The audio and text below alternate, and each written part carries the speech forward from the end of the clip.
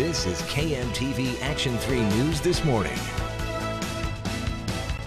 Good morning and thank you for joining us. I'm Matt Monroe. And I'm Deborah Tuff. Deanne Brink has the day off. Today is Thursday, August 13th. And new this morning on KMTV, a crash near the interstate sent 4 people to the hospital overnight. Police and medics rushed to 114th and L just after 1 this morning. Medics took the 4 to Nebraska Medicine, although everyone is expected to be okay. So far, no word on what caused that crash. And this morning, we're looking at crime stats here in Omaha. Gun crime numbers for the month of July were actually pretty low. 5 shootings overall in North Omaha. And despite the low numbers, Omaha police say they're dealing with a new problem. KMTV Action 3 News reporter Rebecca Ray is live. Rebecca, what's the latest? Guys, shooting suspects are getting younger and younger. A glaring example happened in late June when police say 3 boys lured 2 men to Miller Park and fired shots at them. One of those men died. The other survived to identify the suspects. Of those accused shooters, one is just 12 years old. Now, earlier this week, police arrested 3 more young boys, ages 12, 13, and 14. Monday, officers were called to 26th and Fort for shots fired. A victim on scene told police he heard gunfire, and when he went outside, he noticed his car had bullet holes. That man tells police one of the young suspects then fired shots at him. Though he did not get hit by gunfire, charges are pending on those 3 young teens. Gang officers know reaching out to youngsters early on is a big part of the solution. So we've looked at ways, working with different community groups to try and identify that, working with the school system, working with faith groups, and working with families. Still, specialists will say having involved parents isn't always the answer. I spoke with one of those suspects' mothers on Monday as she arrived at police headquarters. She was mortified that police were questioning her 14-year-old son for a shooting and confused as to how he may have gotten hold of a gun. And other parents I've spoken with this week say it is so hard to bring your child back from a crime-free life once they experience gang life with lots of money and easy access to that money. Coming up in just a half hour, we take a closer look at those numbers from last July and how they compare to years prior. Reporting live at police headquarters, Rebecca Ray, KMTV Action 3 News. Rebecca, thanks so much for that. Police are getting more help from the community, too. Omaha Crime Stoppers took to Twitter to share the news. Police say they recently handed out a $25,000 reward in connection with the death of Terrell Brown. A tip also led officers to a Landis warrant for the June murder of 24th and Sprague. There were also 3 tips regarding gun arrests, each receiving a $1,000 reward. And city leaders pinpoint the lack of jobs in North Omaha as a reason for its high crime rate. Today, they're making steps to curb those statistics. Now, ribbon cutting at North End Teleservices today, the new contact center near 24th and Hamilton, may create up to 200 jobs. Now, the lack of jobs in North O, a contentious issue. Now, this is video from a town hall meeting last fall. An attendee shouted back and forth with City Councilman Ben Gray over North Omaha jobs. It's the first day back in the classroom for many students across the area. Most Omaha public school students started back up yesterday. This is video of Fullerton Elementary students on their first day.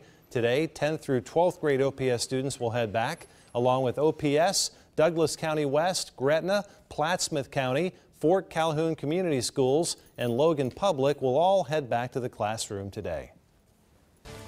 Weather on the 3s is brought to you by Elite Exteriors, roofing, siding, windows, and gutters. And once again, our weather conditions should cooperate as kids continue to head back to school this week. Just a little bit of patchy fog in spots this morning. Otherwise, dry skies across eastern Nebraska, western Iowa, northwestern Missouri. In fact, we look at Weather Alert Viper HD radar. You have to go all the way up through the Dakotas before you run into rain. Also, a few scattered showers and storms up around the Twin Cities this morning. So everything's staying north. We're going to watch this, though, because the system, though it's sliding east, it's also sagging south and could increase the chance of a shower or storm just to the northwest of us, I think, as we head towards tonight. Chances are pretty slim, but there's some indication some of that may refire this afternoon and kind of drop to the south. So we'll watch that. Otherwise, temps about the same. Everybody across the board in the mid-60s. In fact, 66, the popular number. Council Bluffs, Bellevue, Papillion, Gretna, and Millard all checking in with that number at the current time. And I don't think we're going to change a whole lot through the morning.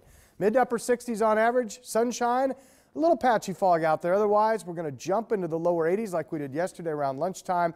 Still not bad if you want to step out for a bite to eat. And then a few clouds build up this afternoon, 88 the high. Again, we're dry today. We'll talk more about that shower chance tonight, and obviously a look at an all-important weekend forecast, guys, coming up in about 10 minutes. Very important. Thank you so much, Ryan. Now, state and local business leaders want Washington to work for them. And today they'll get a chance to share that message with Nebraska's congressional delegation. Nebraska's 3 congressmen and 2 senators will all be on hand in Ashland today to speak with business leaders with the Chamber of Commerce. This is video from last year's event. The annual legislative summit begins at 8:30 this morning over at the Sack Museum. And U.S. Senator Ben Sasse will hold a listening session at Bellevue University today. The session gives you a chance to voice your concerns. It'll be held at the Military Veterans Services Center on campus at 3. 4 teenagers in Council Bluffs now face felony charges after they vandalized a golf course with an ATV. Operators of the Bent Tree Golf Course say groundskeepers have to repair about $10,000 worth of damage. Police also believe the teens stole the flag stick from each hole. Deputies found those flags in one of the boys' homes. Now, despite the damage, the course remains open. Around the nation, former President Jimmy Carter says he's rearranging his schedule to undergo cancer treatment in Atlanta. The 90-year-old revealed his diagnosis Wednesday. Hannah Daniels has the latest from New York.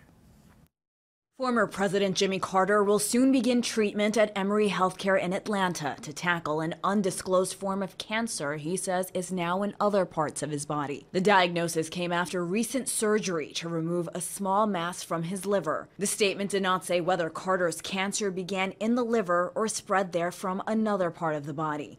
The 90-year-old does have a family history of pancreatic cancer. His 3 siblings and father died from it.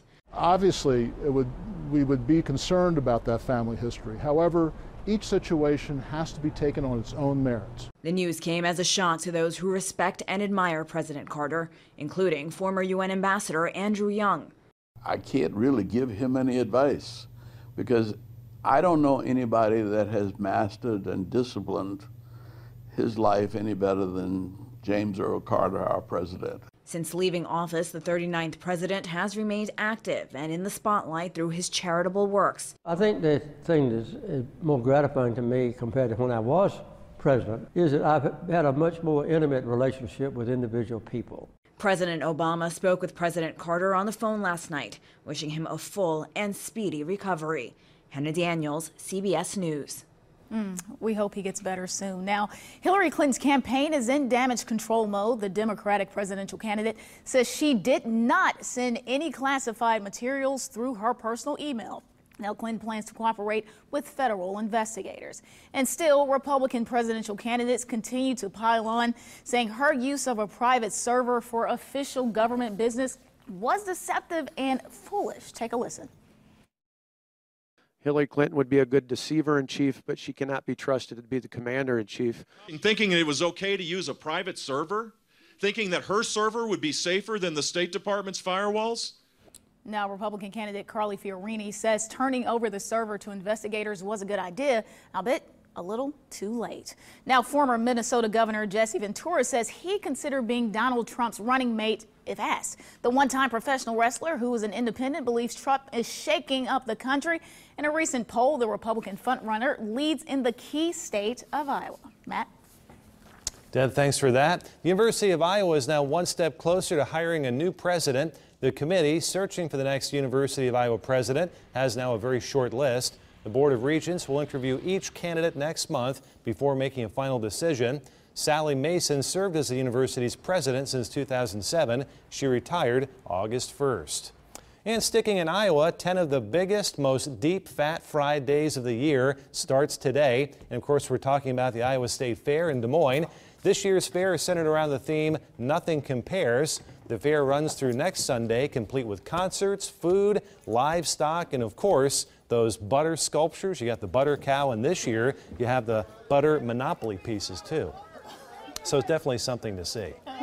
And the Iowa State Fair is scrambling after one of its headlining performers had to cancel. Now, along with her State Fair performance, singer Meghan Trainor called off the rest of her tour over having vocal cord issues. Trainor is best known for hits like All About That Bass and Lips Are Moving.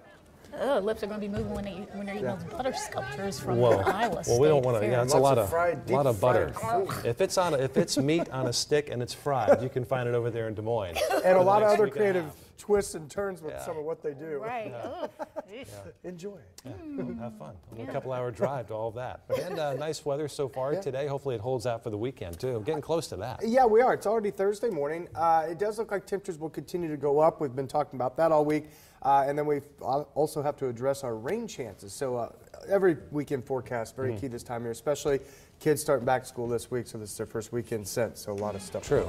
And your weekend rain chances, they've been kind of sliding around a little bit. Have you been trying to kind of fine-tune the forecast? We're trying to hone in on that. Yeah, kind of zero in. So we always reserve the right to fine-tune and tweak the 7-day as we go up. Of course. You got that right. I want to see where the tweaking and twerking has been going on the last day Not or much so. twerking. Yeah, I was about to say. Good. Hopefully more tweaking than twerking. Coming up later this hour, why football fans turned into art critics after Tom Brady's court appearance over in New York.